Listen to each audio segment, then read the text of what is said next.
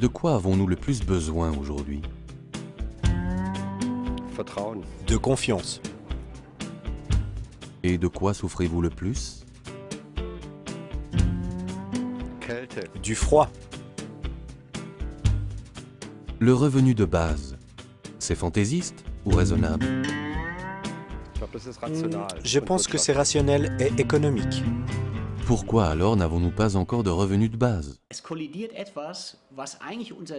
Il y a en nous une collision entre notre boussole intérieure et le problème devant lequel nous sommes. Nous ne parvenons pas à les concilier.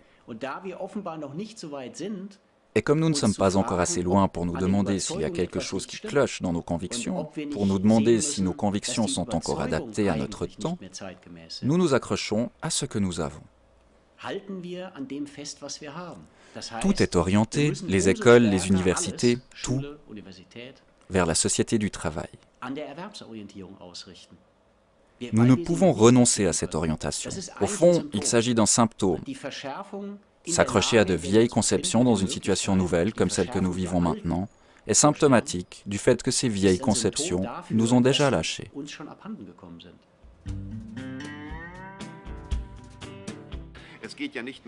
Il ne s'agit pas de continuer à faire fonctionner le système actuel, mais d'envisager des alternatives, des systèmes concrets, visibles.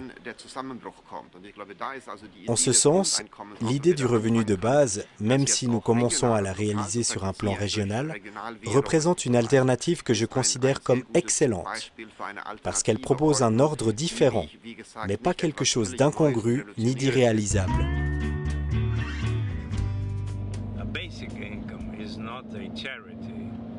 Un revenu de base n'est pas une aumône, ce n'est pas une assistance. Comme vous le dites, c'est un droit civil. C'est le droit de chaque personne à profiter du bien-être de la nation. C'est le mérite du sénateur Suplicy d'avoir obtenu que le droit au revenu de base soit introduit dans la loi brésilienne, comme perspective pour l'avenir. Dans quel pays peut-on envisager réellement l'introduction d'un revenu de base? Je pense que c'est possible partout, même en Égypte, mais il faut l'aborder chaque fois autrement. On ne peut pas comparer le revenu de base égyptien avec les modèles que l'on peut développer en Europe, mais je crois qu'il est important malgré tout de l'adapter aux conditions régnant en Égypte. Quel serait l'effet d'un revenu de base sur les Égyptiens? Il aurait un effet libérateur, car les gens sont à lutter pour leur survie. Ils sortiraient de cette misère existentielle et envisageraient l'avenir tout différemment. Pour le moment, c'est de la survie pure. Monsieur Suplicy, pourquoi vous engagez-vous ainsi pour le revenu de base? Parce que je veux trouver la vérité. Alors, je veux trouver le moyen d'éradiquer la misère, de construire une société équitable, d'améliorer la distribution des revenus, d'établir la justice.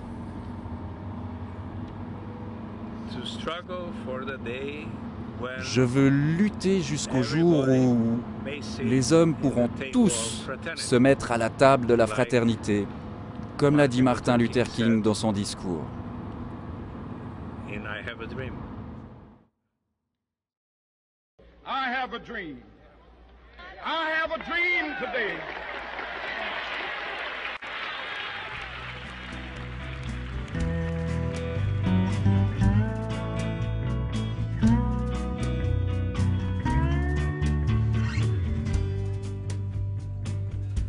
On pourrait commencer avec un revenu de base pour les enfants.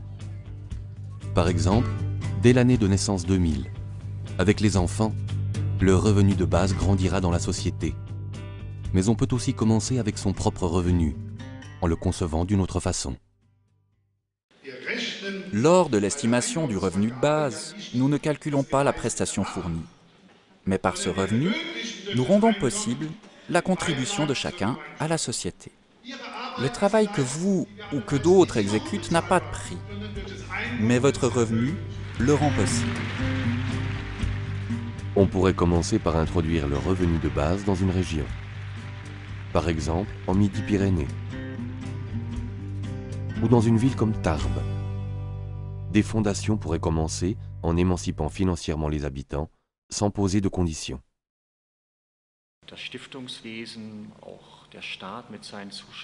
Les fondations, de même que l'État et ses subventions, sont là pour financer une vie culturelle autonome et des œuvres sociales. Mais l'individu, entrepreneur social ou culturel, n'est guère au centre des préoccupations. Ce sont des projets, des demandes de financement qui doivent obéir à des structures, à des critères. L'individu comme tel n'est pas pris au sérieux. C'est précisément ce que ferait le revenu de base. Prendre l'individu au sérieux. Le plus souvent, on rétorque que précisément, on ne peut pas faire confiance à l'individu, qu'en général, il ne connaît pas son propre potentiel et ne fait rien de son propre chef. Quelle est l'expérience de la directrice du Centre de promotion de l'existence pour les chômeurs à Francfort? Les idées sont là, mais elles sont enfouies sous les gravats de l'existence, les angoisses, les fausses représentations de ce qui est possible, de ce qui est autorisé, de ce que l'on peut ou veut faire. Je suis certaine que le revenu de base aiderait à débloquer les potentiels. Il y aurait d'ailleurs des retours pour l'économie et pour la société. Quel serait le montant du retour sur l'investissement que représente le revenu de base? Je pense qu'il serait très important. Mais alors il faudrait qu'on commence avec cet investissement. Mais l'investissement profite à tout le monde, même à ceux que je n'aime pas. Je trouve même que c'est très important. Toute ma vie, je me suis donné de la peine pour me discipliner, pour être performant, être capable d'une activité plus ou moins dotée de sens. Et les voilà donc qui se ramènent, ces jeunes gens qui n'ont aucune discipline. Et c'est à ceux-là qu'on devrait donner de l'argent. Mais c'est un scandale. À mon sens, c'est ce sentiment qui se cache derrière le refus du revenu de base. Mais comme ce n'est tout de même pas très chic de mettre cet argument en avant, on dit « Mais comment allons-nous le financer ?»